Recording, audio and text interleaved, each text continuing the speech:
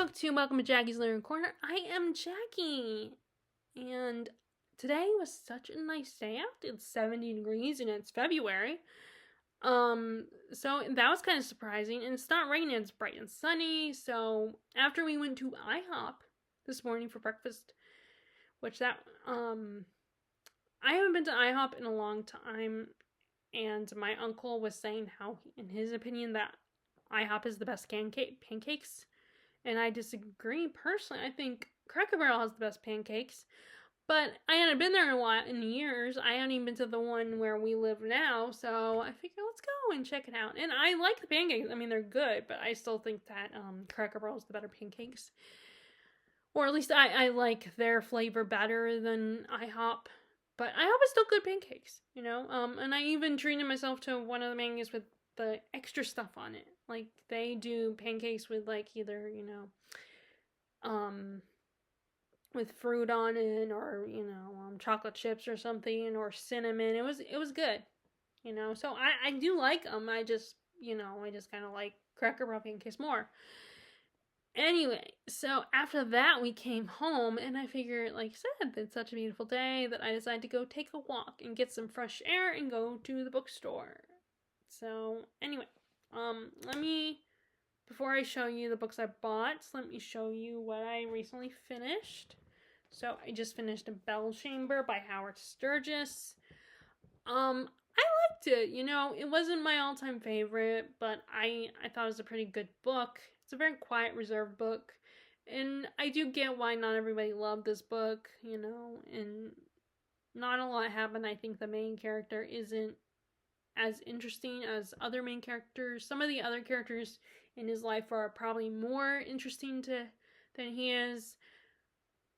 But it definitely gives you some stuff to think about. It's, I don't think it's a bad book, and it's, of course, beautifully written.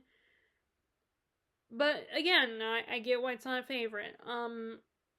But I'm glad I read it. And I will talk more about it at the end of the month. And you can decide then if you want to check it out or not.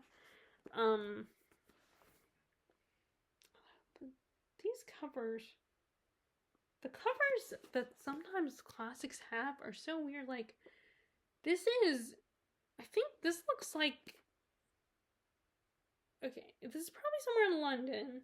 So I guess, yeah, it is relevant because the characters do go to London a lot. So I guess in this case it is relevant. But, because I think that's London. I can't tell, though. I have not gone back to Wall of Storms. I mean, I did read a little bit of Wall of Storms earlier in the week. But, I don't have a lot to say right now because I haven't read a lot of it. I will pick it up again soon. But, yeah. So, now let me show you what I recently purchased.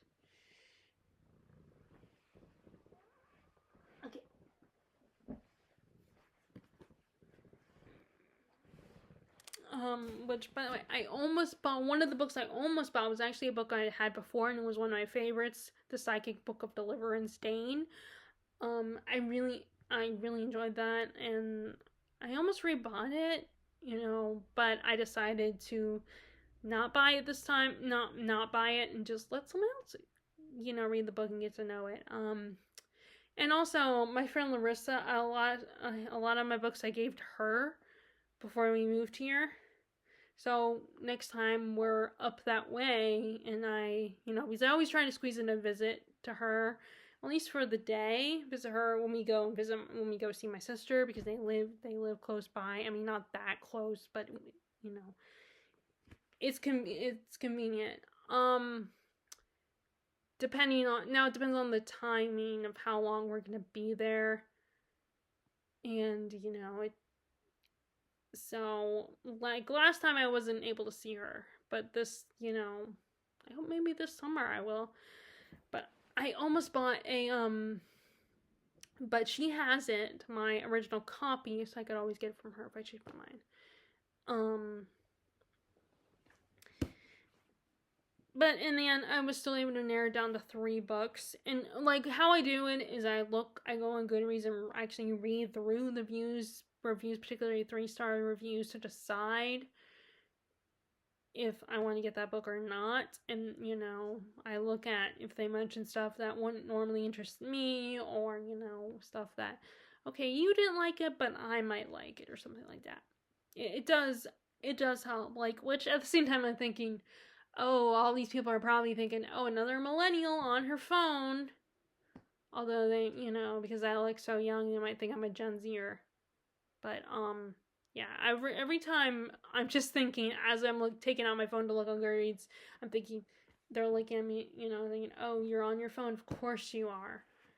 You know what? At least I'm at the bookstore and getting books, you know, and the books I buy, you know, are, you know, some of them are a lot of them are very challenging or very dense books. So first I will show you the nonfiction book I got, which is George Washington's War, The Saga of the American Revolution by Robert Leckie. And this is my second attempt to film this, so I looked at the back of this. There's no, you know, description of what this focuses on, or what they talk about in this book. I mean, obviously it's about the American Revolution, but, you know, I do appreciate when some of these books actually, you know, there's a summary of what they're talking about in these books, because, you know, with nonfiction books you can still give a description, you know, of what, at least talking about the main points of the book, like what the book is going to focus on. But when I looked at the back, it's only blurbs on the back. You know, the first blurb is praise for this book, but the other 3 blurbs are praise for his Robert Leckie's other books, because he wrote about the World War II with the Civil War. And then I don't know what and then I guess there's another one that talks about all the wars, the wars of America. But I've always been interested in the American Revolution, even before Hamilton. I think I was interested in the Revolution. I always was a big fan of 1776 and John Adams, and I don't know, the idea of it, like this revolution, and see how far we've come, and we still got a way to go. There's still, you know, America definitely still has a lot of flaws and a lot of things we need to work on as a country, but I still think we've come pretty far in history. And it's kind of fun to read about where we started and how we got to where we are. At least the beginnings of it. Because, you know, so yeah, as soon as I saw this, you know, I was like, let me get this. And also, I haven't read anything about Washington. Now, this is not like a biography of Washington, but I'm sure we'll get a little bit of Washington and his personality. And I do eventually want to read a biography on Washington. I think David McCullough does have a Washington biography as well. That maybe I'll check out as well. But yeah, I do need to get back to my Thomas Jefferson one, Thomas Jefferson A Life. And then I did recently add to my wish list, the John Adams A Life book.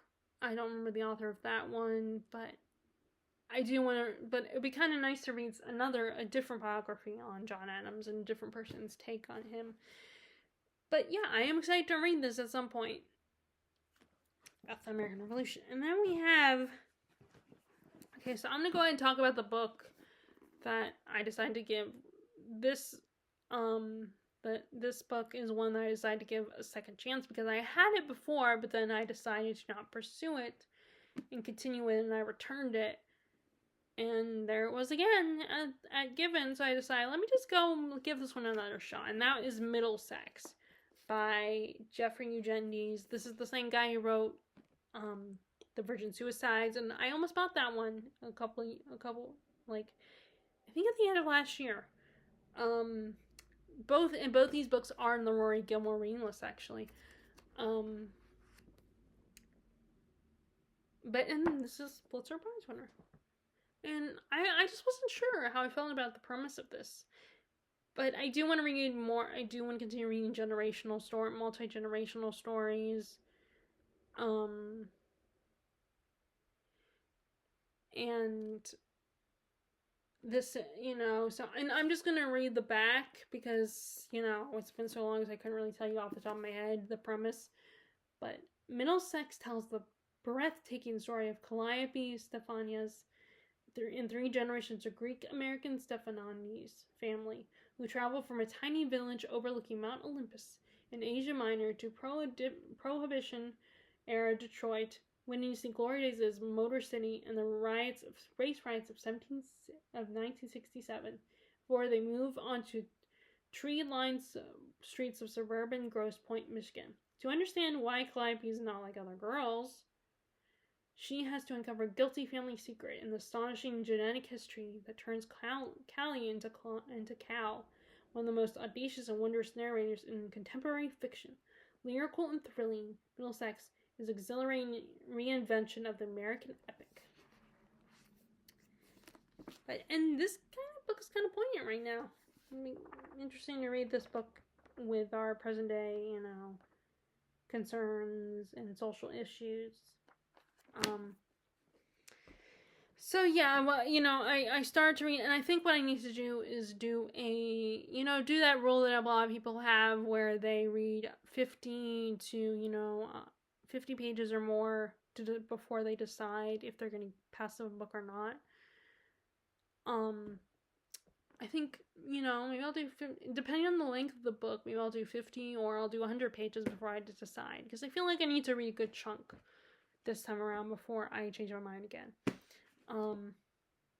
So the last one is the Prague Sonata by Bradford Morrow.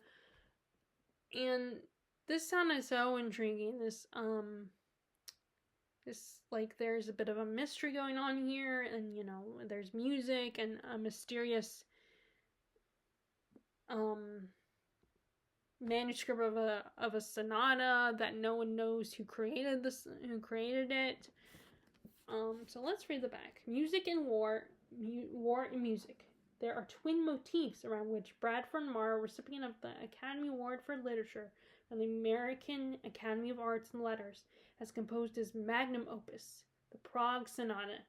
In the early days of New Millennium, pages of weathered original sonata manuscript, the gift of a Czech immigrant living out her final days in Queens, comes into the hands of Meta Travner, a young musicologist whose concert piano career was cut short by an injury. To Meta's eye, it appears to be an authentic 18th century work. To her discerning ear, the music renders is hauntingly beautiful and clearly composition of a master. But there is no indication of who the author might be. The gift comes with a request that Meta attempt to find the manuscript's true owner. A Prague friend the old woman has not heard from since Second World War forced them apart, and to make the 3 parts sonata whole again. Leaving her boyfriend and home city of New York behind for the land of Dvorak and Kafka, Meta sets out on an unforgettable search to locate the remaining movements of the sonata and cover a story that has influenced the course of many lives, even as it becomes clear that she isn't the only one after music secrets. Yeah, so I love stories where there's like someone discovers some manuscript or treasure or like a map or something from the past, and the person has to piece all together and figure out what happened, how they came across this, and kind of play detective. Like, that's why I love Weight of Ink.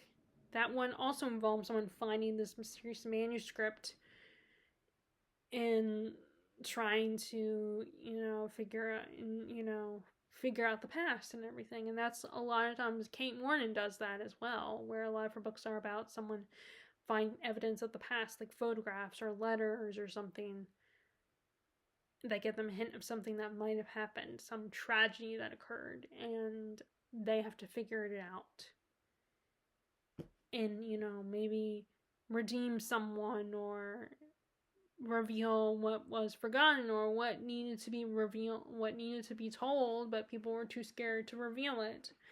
Or in this case, give proper alkaloids to the creator, and give the right person the credit for the sonata. But yeah, it really does make me think of Weight of Ink a little bit.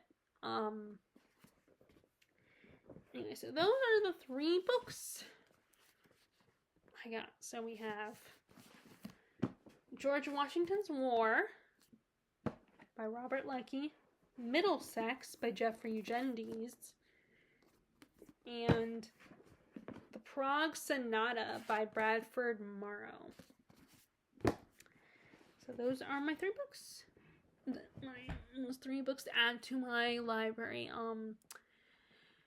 So how are you all doing? How's your reading going? Have you recently purchased any books, or have you used the library lately? What is there, what are you currently reading? Is there anything that you're super excited that you're really enjoying right now?